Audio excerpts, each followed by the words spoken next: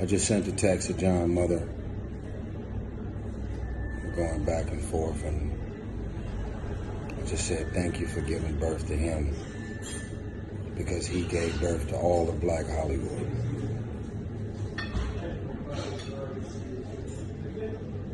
A visionary is a man who's able to see the value in someone or something beyond the way it shows up. I had no resume. I had no reason from all the people in Hollywood for him to say, I'm doing a movie called Baby Boy and you're gonna be Baby Boy. And I know Ice Cube and everybody feel the same way.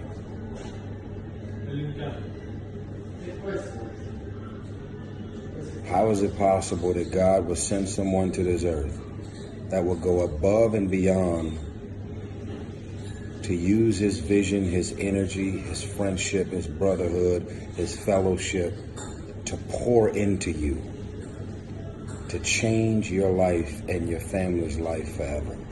Doesn't matter what movies and what levels we're doing it on, what movies is being written, what other TV shows or projects you're doing.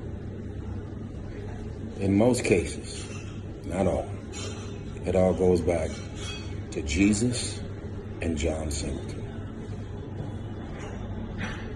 One thing I know, as I'm pulling myself out, and I'm leaving this video because sometimes the people who may not know someone could find themselves feeling more sad and more miserable and depressed and swimming in the level of sorrow, and you didn't even know them because you're feeling our energy. And I just wanted to upload this video for everyone who knew John personally and all of the fans and supporters of this man and everything he stood for. Every movie, every script, every TV show, every documentary, any and everything this man is and was, he came to this planet and to this world to change things.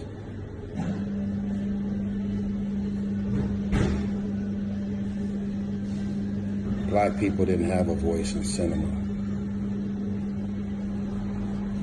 Boys in the Hood was the launching pad for people to focus and find themselves caring for black people in the ghetto, in the projects, in the hood, dealing with the traumas and the pains and the dysfunction and the things that we have to some way, somehow move and navigate through.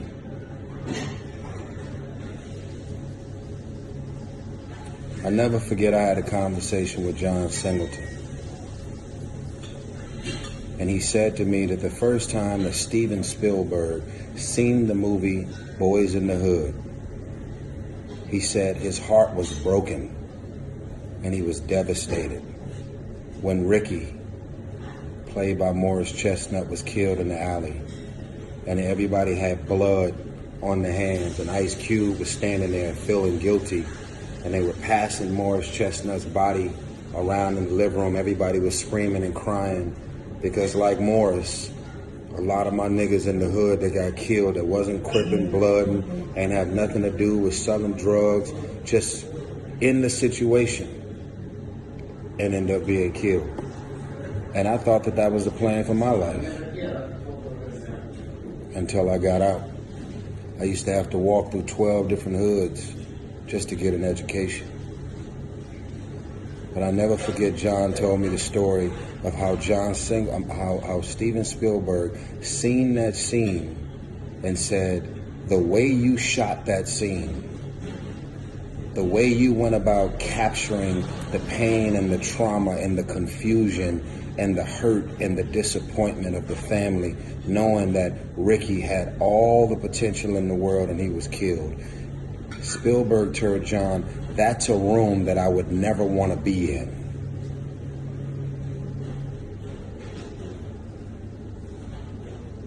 And I'm reminded, and the whole world should be reminded, But there's a lot of people that don't want to be in the rooms that we had to be in and had to live in. So here's one of the things. I don't have it all figured out, but one of the things that I'm going to walk away with this saying is there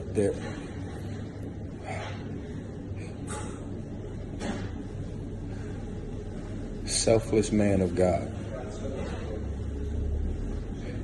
who came to this planet, came to this world. God is our source and he uses us as resources. He gave a voice to the voiceless. He put those cameras in the belly of the beast in an environment that we, the real ones, grew up in. It's one thing to grow up in the suburbs and the good life, which I'm not mad at you for. And you get to look into the reality of what we grew up in or around, the environments that we have to some way, somehow navigate through. Thank you, John, for putting them cameras on our truth, our reality. The state of Black Hollywood wouldn't be where it is if it wasn't for people like John Singleton. I told his mother that you gave birth to him and he gave birth to 7,000 plus actors, writers, cast, crewmen, hair, makeup, wardrobe, transportation, black camera operators, DPs, producers, executives, people that at the time that John Singleton was making movies didn't have a fucking shot in the dark of ever having our presence to be felt on any level. John Singleton said, you ever want to see a black crew member that has a gift and talent to all of these different departments? You're only going to see them on movie sets like mine.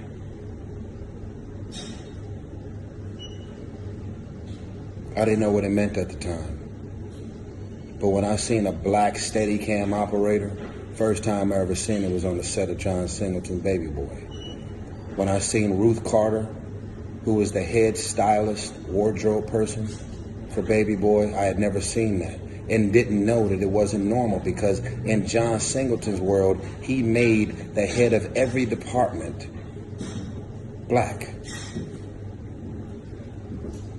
We all got gifts, we all got talents, and John did whatever he could to see to it that we had a shot.